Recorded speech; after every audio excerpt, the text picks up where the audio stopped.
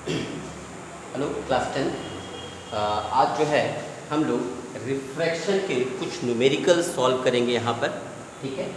और उन न्यूमेरिकल्स को समझेंगे। इसके बाद मैं आफ्टर दैट मैं आपको कुछ न्यूमेरिकल्स दूंगा और ये चैप्टर फिनिश हो जाएगा, ठीक है। तो एक क्वेश्चन लेते हैं कि वायु के सापेक्ष,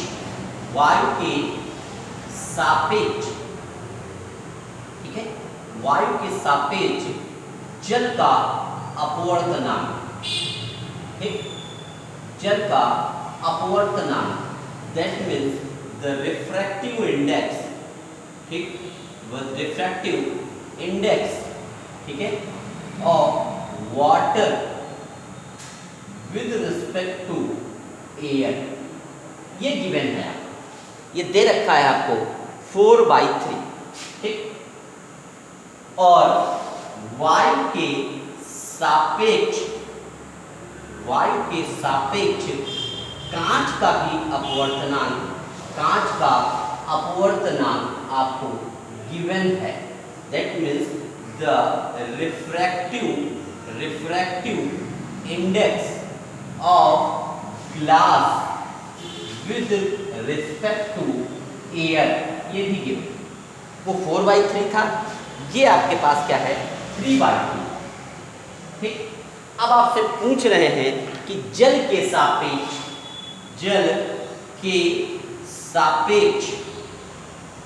ठीक है, कांच का क्या अपवर्तनांक क्या होगा। मतलब आपसे पूछ रहे हैं कि रिफ्रैक्टिव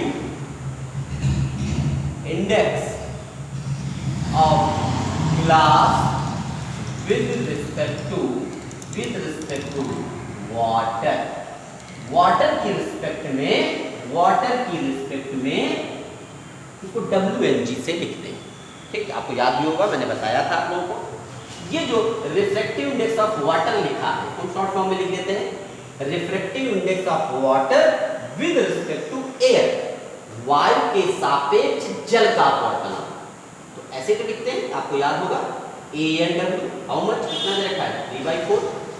वायु के सापेक्ष कांच का अपवर्तनांक, refractive index of glass with respect to water 3/2 दे रखा है। और आपसे वाटर टू ग्लास ये पूछो, है ना।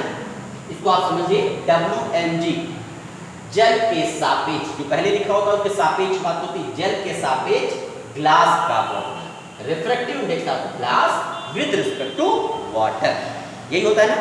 अब याद करो, मैंने आपको सेवरल मीडिया बताया था, कुछ याद होगा आप लोगों को, ANW, WNG और GNA इक्वल टू 1, ऐसा कुछ पढ़ाया था मैंने आप लोगों को, याद होगा।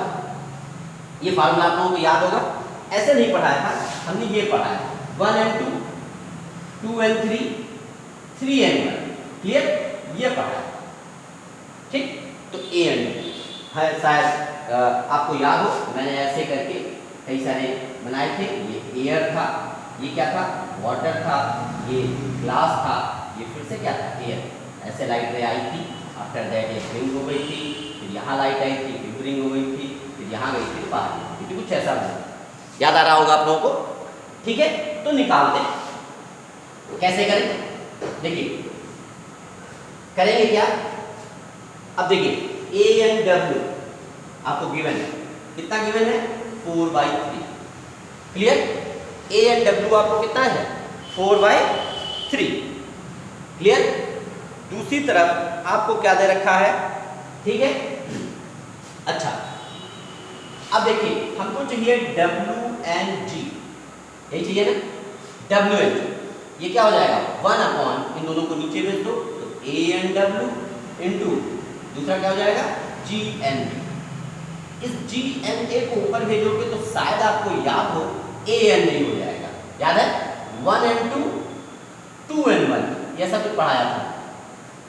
तो ये ऊपर जाएगा तो ANG अपॉन ANW, WNG। अगर आपको याद हो तो ऐसे डायरेक्टली फॉर्मूला याद कर सकते हैं।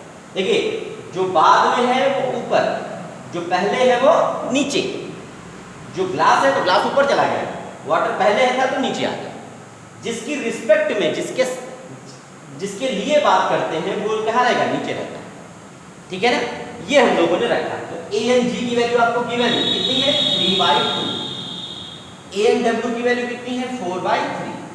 ये 3 कहाँ जाएगा ऊपर, मुझे बताने की जरूरत नहीं है। 3 3 जा 9 एंड 4 2 जा 8, कितना आएगा 9/8 है। क्लियर, ठीक है। ये क्वेश्चन हम लोगों ने किया। जल्दी जल्दी से कुछ क्वेश्चंस और कर लेते हैं, ठीक है। आगे जो मैं सेकंड वीडियो दूंगा उसमें भी कुछ न्यूमेरिकल्स ही होंगे। इस तरीके से 2 वीडियोस में न्यूमेरिकल के आपको दे दूंगा। आप लोग थ्योरी को अच्छे से समझ लें तभी आप न्यूमेरिकल समझ पाएंगे। निर्वात में प्रकाश की चाल, क्वेश्चन दे रखा है निर्वात में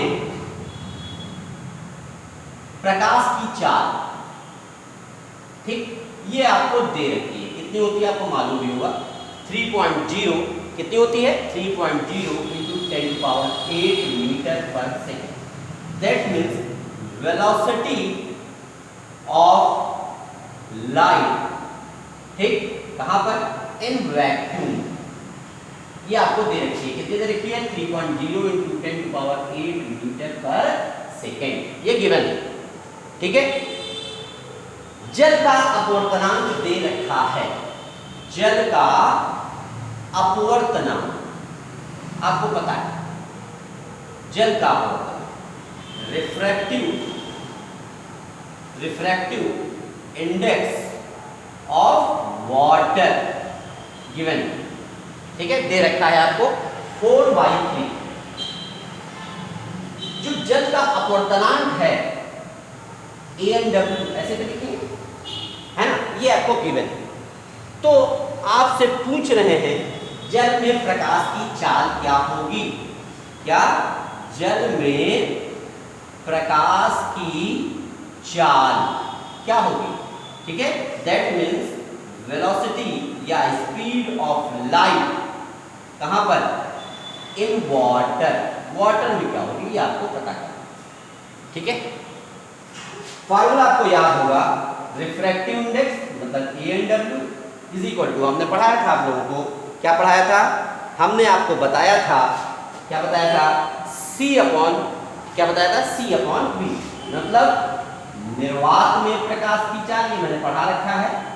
निर्वात में प्रकाश की चाल अपॉन किसमें, अब यहाँ पर किसके लिए बात की जा रही है, वाटर के लिए, तो जल में प्रकाश की चाल, ये मैंने आपको पढ़ा रखा है। इंग्लिश मीडियम वाले भी समझ ले। ANW is equal to speed of light, कहां पर speed of light in vacuum upon speed of light कहां पर इन वाटर, है ना, ये हमको था, ठीक। शॉर्ट फॉर्म में लिख देते थे ANW इज इक्वल टू, क्या था हमारे पास C/, ANW आपको गिवन है 4/3। प्रकाश की चाल निर्वात में, that mean velocity in vacuum आपको दे रखी है 3.0 into 10⁸, और आपको वाटर के लिए निकालना, तो निकाल सकते हैं, मुझे उम्मीद है आप लोगों से। Cross multiply VW is equal to 3 3 जा 9/4 into 10⁸। 9/4 आप डिवाइड कर सकते हैं, 4 2 जा 8 एंड 4 2 जा 8 in 5 10⁸ मीटर पर सेकेंड। क्लियर, ये हमारे पास 2 न्यूमेरिकल मैंने आपको सॉल्व करके दिए हैं, इनको आप अच्छे से देखें और समझें, ठीक है। कुछ क्वेश्चंस मैं आपको और दूंगा, इनको आपको करना है, ठीक। एक न्यूमेरिकल मैं आपको और सॉल्व करके देता हूं जल्दी से, और उसके बाद मैं इस वीडियो को खत्म करता हूं, ठीक है। आपसे कहा गया कि किसी लेंस से 15 सेंटीमीटर दूर रखी वस्तु, ध्यान से सुनिएगा, किसी लेंस से 15 सेंटीमीटर दूर रखी वस्तु, ठीक है, 15 सेंटीमीटर दूर रखी वस्तु, 15 सेंटीमीटर दूर रखी वस्तु का 4 गुना बड़ा आभासी प्रतिबिंब बनता है, ठीक है। तो आपको बताना है लेंस से प्रतिबिंब की दूरी और फोकस दूरी क्या होगी। ठीक है, दैट मीन्स आपको ये दे रखा है कि लेंस जो है, कोई भी लेंस वटेवर, हम नहीं कहेंगे यही लेंस है, लेंस से कितना है, ये लेंस है आपके पास, इससे कितनी डिस्टेंस पर 15 सेंटीमीटर पर एक ऑब्जेक्ट रखा हुआ है, मतलब ये u की क्या है वैल्यू। कोई भी वस्तु 15 सेंटीमीटर दूरी पर रखी है, an object is placed at a 15 centimetre. ठीक है, उसके बाद उसका आभासी, कौन सा प्रतिबिंब, आभासी, ठीक है, आभासी प्रतिबिंब 4 गुना बड़ा बनता है, 4 गुना बड़ा बनता है। ठीक, दैट मीन्स जो उसका प्रतिबिंब है वो कैसा है, आभासी है और 4 गुना बड़ा है। दैट मीन्स उसकी इमेज जो है वो कैसी है, वर्चुअल है एंड 4 टाइम्स ग्रेटर, लार्ज है, बड़ी है।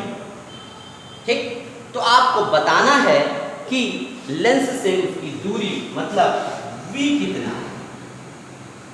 ठीक है, मेरी बात समझ रहे हैं, v की वैल्यू निकालनी है और उसके साथ साथ में आपको फोकल लेंथ निकालनी है, ये दोनों चीजें निकालनी है।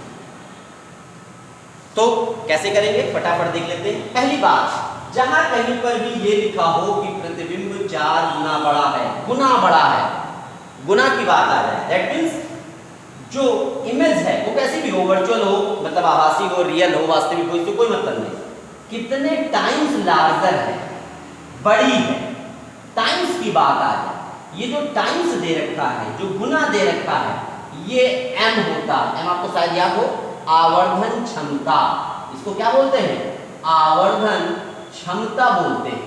ठीक है, this is the magnification power, याद है m, है ना, m इज इक्वल टू, हम लोगों ने पढ़ा था I upon O is equal to V upon U, शायद याद हो आप लोगों को। ठीक है, तो इसका जो प्रतिबिंब है वो कैसा है, आभासी है, आभासी है। m की वैल्यू कितनी दे रखी है, गुना, 4 गुना, 4 टाइम्स, m की वैल्यू कितनी हो गई 4। v आपको निकालना है, u कितना दे रखा है आपको 15, मगर हमेशा याद रखिएगा u किस तरफ होता है, किसी भी लेंस से लेफ्ट हैंड साइड होता है। ठीक है, और लेफ्ट हैंड साइड जो भी इस तरफ ऑब्जेक्ट है वो सभी किसमें होते हैं, माइनस में, मुझे बताने की जरूरत नहीं है। तो ये क्या हो जाएगा, -15 हो जाएगा। तो v की value -15 into 4, how much, -60 centimetre, ये v आया। इसके साथ आपको क्या निकालना है, f भी निकालना है। तो आपको पता है फार्मूला है ना, मालूम है सभी को। तो 1 upon f is equal to 1 upon 60 और यहाँ माइनस u की वैल्यू कितनी है, -15, u की वैल्यू हमेशा माइनस में, तो ये हो जाएगा -1 अपॉन 60, ये माइनस 1 अपॉन 15। क्या ले लेंगे, इसका एलसीएम ले लेंगे आप लोग, एलसीएम लेंगे तो 60 -1 ये प्लस का 4, कितना आएगा आपके पास 1 upon f is equal to -1 plus 4, how much, कितना बचेगा 3 अपॉन 60, कैंसिल करिए, कितना आएगा 20, 1 upon f is equal to 1 upon 20, या f की वैल्यू क्या आ गई 20 सेंटीमीटर, क्या आ गई आपके पास 20 सेंटीमीटर।